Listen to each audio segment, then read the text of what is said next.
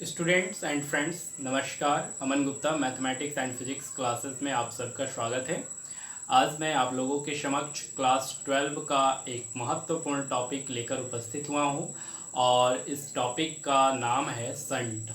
ठीक है, ये क्लास 12 के धारा का चुंबकीय प्रभाव अर्थात magnetic effect of current chapter से है और यह विगत कई वर्षों से परीक्षा में पूछे जाते हैं, होम एग्ज़ाम में भी और फाइनल बोर्ड एग्ज़ाम में भी।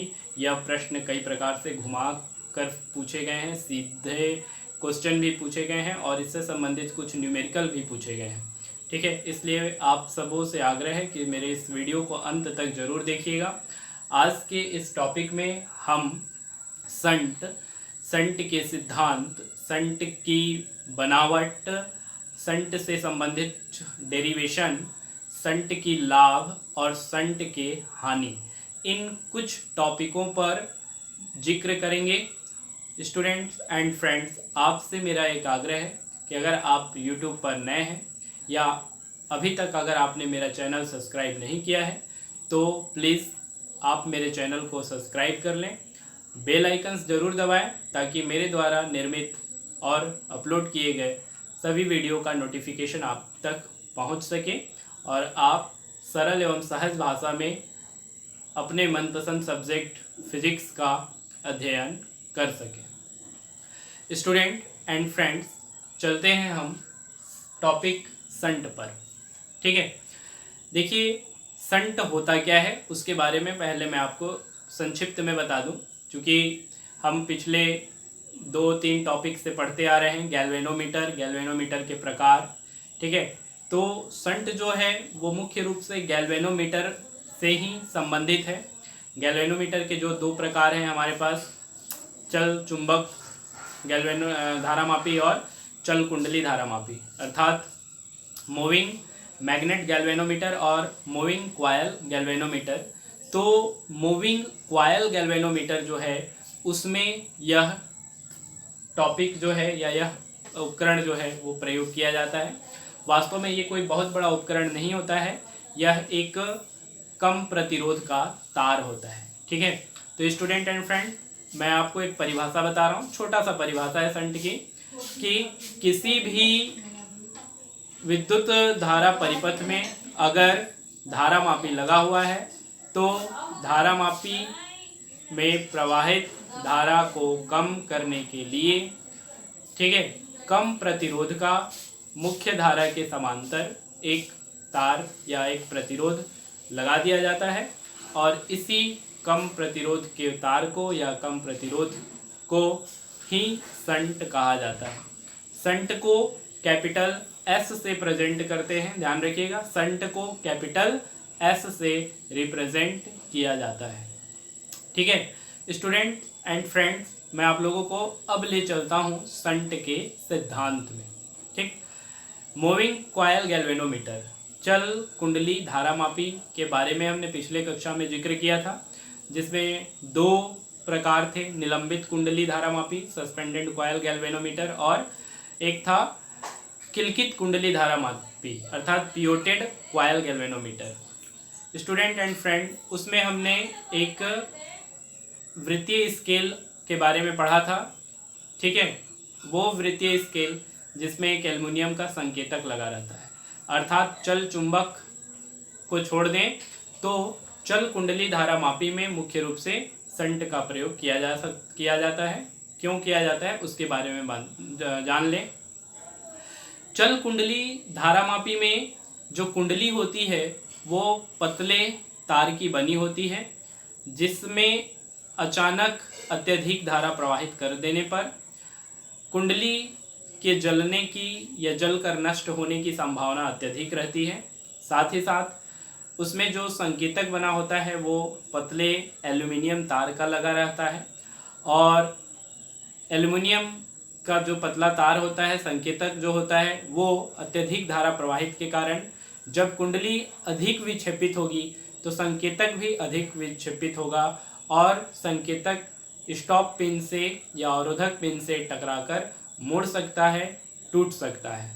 तो कुंडली को सुरक्षित रखने के लिए और संकेतक को भी सुरक्षित बचाए रखने के लिए मुख्य परिपथ में धारामापी के साथ समांतर क्रम में कम प्रतिरोध का एक चालक तार जोड़ देते हैं, जिसे पार्श्ववाही या संट कहते हैं। ठीक है, ध्यान रखिएगा स्टूडेंट, मैं इस सिद्धांत को बोर्ड पर भी लिखूंगा। अब देखिए होता क्या है कि जब धारा प्रवाहित की जाती है, अप्लाई किया जाता है करंट, तो धारामापी से अल्प मात्रा में धारा प्रवाहित होती है और अधिकांशतः धारा संट से होकर ही प्रवाहित होती है, जिससे कुंडली भी नष्ट नहीं होती, अर्थात सही सलामत बची रह जाती है, और धारामापी भी सही सलामत रहता है, अर्थात उसे भी किसी प्रकार की कोई हानि नहीं होती। तो ये था संट का सिद्धांत। अब मैं आपको संट के बनावट पर ले चलता हूँ, उसका स्ट्रक्चर कैसे होगा, कैसे हम मुख्य परिपथ के समांतर संट जोड़ेंगे। ठीक है, संट कम प्रतिरोध का एक चालक तार होता है स्टूडेंट एंड फ्रेंड्स, ध्यान रखिएगा। तत्पश्चात मैं आपको एक छोटे से संट से संबंधित डेरिवेशन की व्याख्या करूंगा। यह व्याख्या भी आपको अगर परीक्षा में यह प्रश्न पूछा जाता है तो प्रदर्शित करना होगा।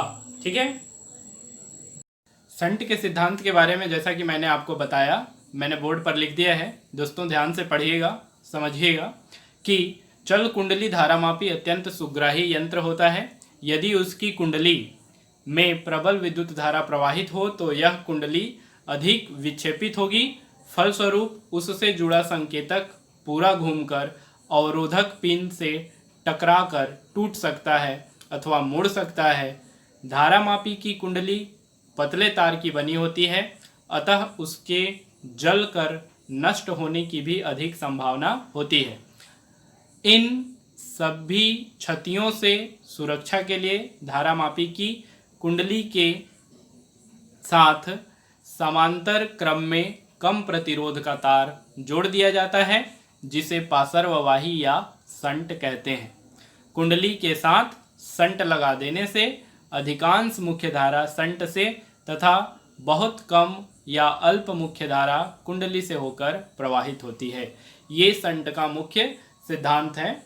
अब हम चलते हैं संट के बनावट में कि कैसे संट को हम जोड़ते हैं, उसकी क्या संरचना होती है। ठीक है, ये संट का बनावट है, या कह सकते हैं दोस्तों कि यह जो है वो किसी परिपथ में संट किस प्रकार से जुड़ा जाता है या जोड़ा जाता है, उसकी एक संरचना है। ध्यान देंगे, ये धारामापी है जिसका प्रतिरोध कैपिटल G है, ये संट है जिसका प्रतिरोध कैपिटल S है, ये मुख्य परिपथ है जिसमें धारामापी जुड़ी हुई है, गैल्वेनोमीटर लगा हुआ है, और इसके जस्ट समांतर संट लगा हुआ है। ठीक है स्टूडेंट एंड फ्रेंड, अगर मान लीजिए कि इसमें मुख्य धारा में कुल मुख्य परिपथ में कुल I धारा प्रवाहित हो रही है, तो ये जो पॉइंट है अगर हम इसको मान लें A और ये जो पॉइंट है इसको मान लें B, तो पॉइंट A पर ये मुख्य धारा I जो है वो दो भागों में बढ़ जाएगा। अल्प धारा गैल्वेनोमीटर में या धारामापी में जाएगा, जो धारा धारामापी में जाएगा उसको IG नाम देंगे, और अधिकांशतः धारा संट में आएगा, तो जो धारा संट में प्रवाहित होगा या बहेगा उसको हम IS देंगे। ये धारा सीधा निकल जाएगा धारामापी से होते हुए और ये धारा संट से होकर प्रवाहित होगा। इस संट में जो अधिकतम धारा प्रवाहित होगा, इसकी वजह से धारामापी और कुंडली जो है वो सुरक्षित रहता है, उसमें किसी प्रकार की कोई नुकसान या क्षतिग्रस्त जैसी शब्द नहीं हो पाते या घटनाएं नहीं घट पाती है। ठीक है, तो ये है संट का बनावट। इसी प्रकार से किसी भी कुंडली में या कह सकते हैं किसी भी धारामापी के साथ संट का प्रयोग किया जाता है। चलिए स्टूडेंट, अब हम इसके डेरिवेशन पार्ट में चलते हैं। डेरिवेशन पार्ट में चलने से पहले हम इन सब के बारे में कुछ शब्द लिख लेते हैं। माना धारामापी की कुंडली का प्रतिरोध कैपिटल G तथा संट का प्रतिरोध कैपिटल S है। परिपथ में प्रवाहित मुख्य धारा I जैसा कि चित्र में दिखाया गया है, जिसका IG भाग धारामापी में तथा IS स्टूडेंट यहाँ पे IS है भाग संट में होकर जाती है। तब चित्रानुसार हो जाएगा कैपिटल आई बराबर आई जी प्लस आई एस। ठीक है, अब हम यहाँ पर ओम के नियम का प्रयोग करेंगे। ओम के नियम के अनुसार हम जानते हैं कि भी बराबर होता है आई आर। चूँकि यहाँ पर प्रतिरोध हम आर प्रयोग नहीं किए हैं, हमारे पास धारामापी का प्रतिरोध जी है और संट का प्रतिरोध एस है, तो ओम के नियम से जब हम भी का वैल्यू निकालेंगे तो गैलेनोमीटर के सिरे पर उत्पन्न विभवांतर भी बराबर हो जाएगा I ji into capital G, और संट के सिरे पर उत्पन्न विभवांतर भी एस इक्वल टू हो जाएगा I S into capital S. ठीक है, तो ले लेते हैं ओम के नियम से। ओम के नियम से हमने ले लिया है स्टूडेंट धारामापी के सिरों के बीच विभवांतर आई जी इंटू कैपिटल जी और संट के सिरों के बीच विभवांतर I S into capital S. देखिए स्टूडेंट एंड फ्रेंड, जैसा कि डायग्राम में मैंने शो किया है कि गैल्वेनोमीटर और संट दोनों एक दूसरे के समांतर जुड़े हुए हैं, इसलिए आप ले सकते हैं यहाँ पर, इसलिए लिख लीजिए और हो जाएगा आई इंटू कैपिटल जी बराबर आई इंटू कैपिटल एस। मतलब दोनों के बीच का जो विभवांतर है वो आपस में बराबर होगा। अब यहाँ पे जो हमने स्मॉल आई लिया है स्टूडेंट, यहाँ पे स्मॉल आई के साथ स्मॉल जी का भी प्रयोग किया गया है और यहाँ पे स्मॉल एस के साथ कैपिटल आई के साथ स्मॉल जी और कैपिटल आई के साथ स्मॉल एस, जो कि संट में बहने वाली धारा है और धारामापी में बहने वाली धारा है, का प्रयोग किया गया है। इसलिए दोनों धाराओं को एक तरफ और दोनों प्रतिरोधों को एक तरफ पक्षांतर कर लेते हैं, अर्थात ट्रांसफर कर लेते हैं। तो ट्रांसफर करने के बाद हमारे पास स्टूडेंट हो जाएगा, या इसी को हम लोग लिख सकते हैं क्या, capital G upon capital S equal to I S upon I G लिख सकते हैं। चाहे तो हम लोग समीकरण नंबर 2 अर्थात इक्वेशन नंबर 2 इसको मान सकते हैं, और चाहे तो बिना माने भी हम सॉल्व कर सकते हैं। तो स्टूडेंट मैं यहाँ पर इक्वेशन 2 मान ले रहा हूँ। दोनों पक्षों में, समीकरण 2 के दोनों पक्षों में एक जोड़ने पर, यहाँ पर चाहे तो आप लोग लिख भी सकते हैं, मैं नहीं लिख रहा हूँ स्टूडेंट स्पेस कम होने के कारण, तो g plus 1 equal to I S upon I G plus 1 हो जाएगा।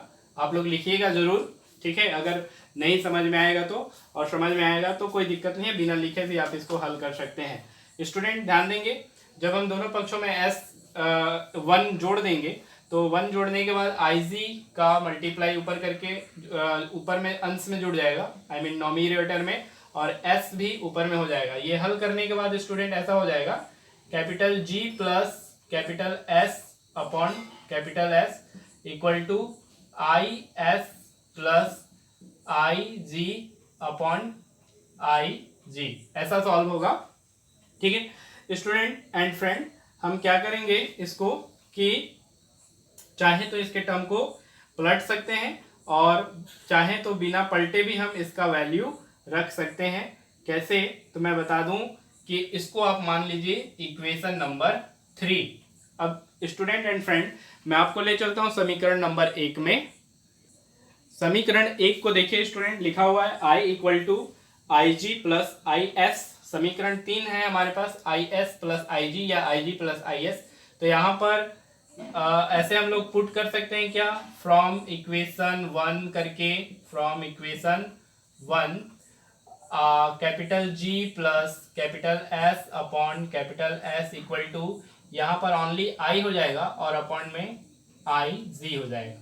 ठीक है स्टूडेंट एंड फ्रेंड, इस कैपिटल आई का त्रियक गुणा कर देते हैं, ट्रायल मल्टीप्लाई, देन ये इधर हो जाएगा मल्टीप्लाई, तो 1 अपॉन आई जी बचेगा। ठीक है, तो यहाँ हम कर सकते हैं क्या, capital G plus capital S upon S into I equal to, यहाँ पर बच गया 1 upon I into G. Student and friend, हम एक काम करते हैं कि 1 अपॉन आई जी जो है उसको आई जी अपॉन 1 कर दे, मतलब इसके नॉमिनेटर डिनोमिनेटर को नॉमिनेटर में चेंज कर दे रहे हैं और नॉमिनेटर को डिनोमिनेटर में। तो जब इसका हर अंश में और अंश हर में आएगा तो इसका भी अंश जो है वो हर में आ जाएगा और हर जो है वो अंश में आ जाएगा। तो मैं यहीं पे सॉल्व कर देता हूं, ध्यान रखिएगा स्टूडेंट एंड फ्रेंड। पलट देने के बाद हमारे पास टर्म हो जाएगा I G equal to S dot I या S into I upon G plus S. ठीक है स्टूडेंट, अगर हम चाहें तो ये दो टर्म हल कर सकते हैं, और अगर आपका मन नहीं है कि मुझे थोड़ा सा छोटा हल करना है, तो छोटा हल करने के लिए स्टूडेंट हम इस दोनों टर्म को क्या करते हैं कि इरेज कर देते हैं, अर्थात इन दोनों टर्मों को छोड़ देते हैं, और ये जो इक्वेशन हमारे पास दिख रहा है इसी इक्वेशन को इसको हम हर को अंश में और अंश को हर में पलट देते हैं। तो ये ऐसे हो जाएगा क्या, s upon capital G plus capital S equal to I G upon capital I। यहीं पर ये टर्म हो जाएगा स्टूडेंट एंड फ्रेंड, और इसको दे देंगे हम equation number 4। Student and friend, ये इक्वेशन हम इसलिए व्युत्पन्न कर रहे हैं ताकि हम आगे ये बता सकें कि यदि मुख्य धारा का nवां भाग ही धारामापी में प्रवाहित हो रही है, क्योंकि हमने प्रारंभ में सिद्धांत में भी बताया है कि अल्प धारा ही केवल धारामापी में प्रवाहित होती है। ठीक है, तो अगर मुख्य धारा का केवल nवां भाग ही धारामापी में प्रवाहित हो रहा है, तो ऐसी स्थिति में स्टूडेंट हो जाएगा I G upon I equal to 1 upon N, है ना। इसको आप चाहें तो समीकरण नंबर 5 मान लीजिए। तो समीकरण 4 और समीकरण 5 में देखेंगे तो I G upon I equal to 1 upon N हो गया। यहाँ पे भी है आई जी अपॉन आई, तो आई जी अपॉन आई के प्लेस में 1 अपॉन एन से रिप्लेस कर देंगे, तो 1 अपॉन एन इक्वल टू हो जाएगा, रिप्लेस करेंगे, लिख देता हूं student, from equation 4 and 5, from equation 4 and 5, then after capital S upon capital G plus S equal to 1 upon n, है ना। अब इसका त्रियक गुणा कर दीजिए, ट्रायल मल्टीप्लाई कर दीजिए, तो लिख लीजिए या यहाँ पे इसलिए लगा दिया मैं, या ये हो जाएगा एस एन इक्वल टू, इसका मल्टीप्लाई इधर हो जाएगा स्टूडेंट, ये यहाँ चला जाएगा और ये यहाँ आ जाएगा, तो ऐसा करने के बाद ये हो जाएगा G प्लस कैपिटल S। ठीक है ना, S को इधर पक्षांतर कर लीजिए, मैं जूम कर देता हूं ताकि आप अच्छे से देख लीजिएगा। ये अब आप जूम करने के बाद स्पष्ट देख सकते हैं स्टूडेंट। क्या करेंगे हम कि S को एक तरफ ले लेंगे, अर्थात S n minus S equal to capital G हो जाएगा।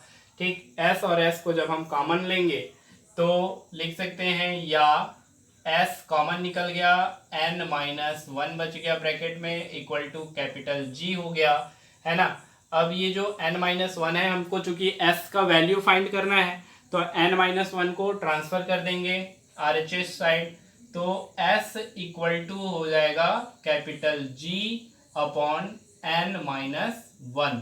ठीक है, तो स्टूडेंट ये एक फार्मूला हमारे पास प्राप्त होगा।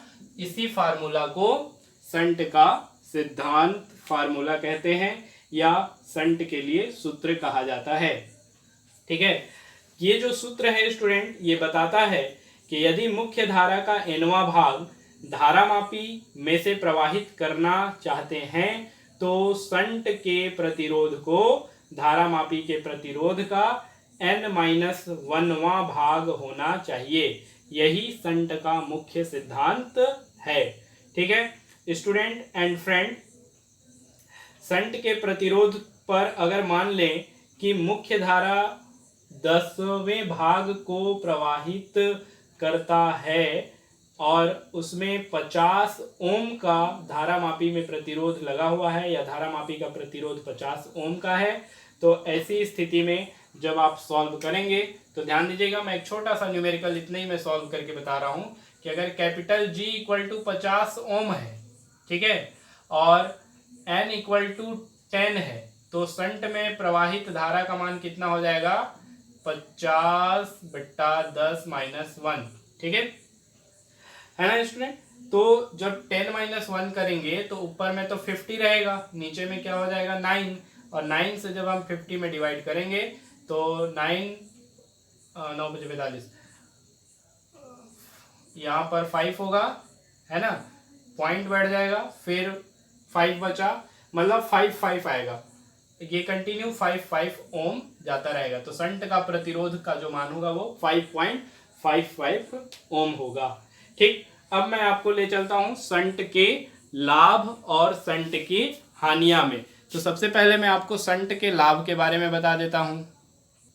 संट के लाभ और हानियों को बताने से पहले मैं आपको पूरा एक बार दिखा दूं स्टूडेंट कि हमने क्या हल किया है। ये संरचना है, संरचना के नीचे संरचना के बारे में हमने थोड़ा सा जिक्र कर दिया है। जिक्र करने के बाद I = IG + IS इक्वेशन 1 आया है हमारे पास। उसके बाद हमने ओम का नियम ऊपर में लिया है। ओम के नियम के आधार पर धारामापी के सिरों के बीच विभवांतर और संट के सिरों के बीच विभवांतर निकाले हैं। ठीक है, और जानते हैं हम दोनों, यहाँ पर एक लाइन लिख सकते हैं आप कि संट और धारामापी जो है वो एक दूसरे के समांतर हैं, इसलिए I.G = I.S का प्रयोग हमने किया है। ठीक है, वहाँ हल करते करते हम समीकरण नंबर 2 आए हैं। समीकरण नंबर 2 को देखिए गौर से। G/S बराबर IS/IG है। फिर समीकरण 2 के दोनों पक्षों में 1 जोड़ दिए हैं, जो हमने लिखा नहीं है, आप चाहें तो लिख सकते हैं। ठीक है, 1 जोड़ने के बाद हमें समीकरण नंबर 3 प्राप्त हुआ है।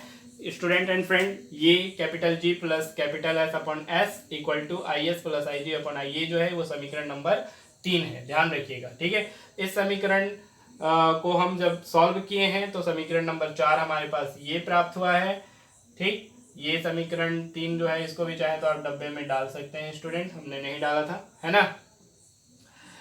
देखिए समीकरण 4 के आधार पर हम यहाँ पर कुछ शब्द छोड़ दिए थे लिखना, अभी मैं लिख देता हूँ ताकि आपको कंफ्यूजन न रहे।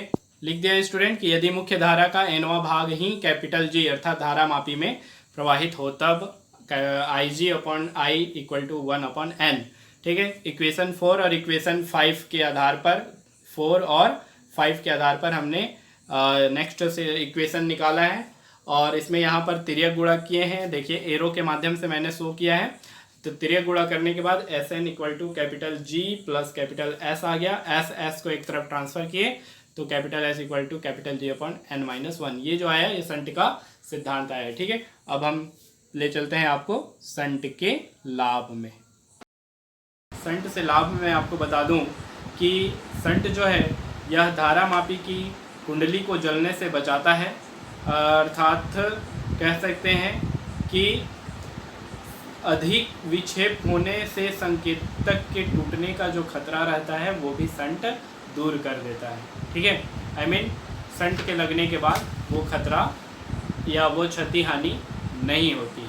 ठीक, धारामापी भी सुरक्षित रह जाता है और उससे संबंधित संकेतक भी सुरक्षित रह जाता है, अन्य उपकरण भी सुरक्षित रह जाते हैं। ठीक है, दूसरा जो लाभ है स्टूडेंट एंड फ्रेंड वो ये है कि संट धारामापी की कुंडली के साथ समांतर क्रम में लगा रहता है, जिससे धारामापी का परिणामी प्रतिरोध बहुत ही कम हो जाता है। अतः इसे किसी विद्युत परिपथ में श्रेणी क्रम में जोड़ने पर परिपथ में बहने वाली धारा के मान में कोई परिवर्तन नहीं आता।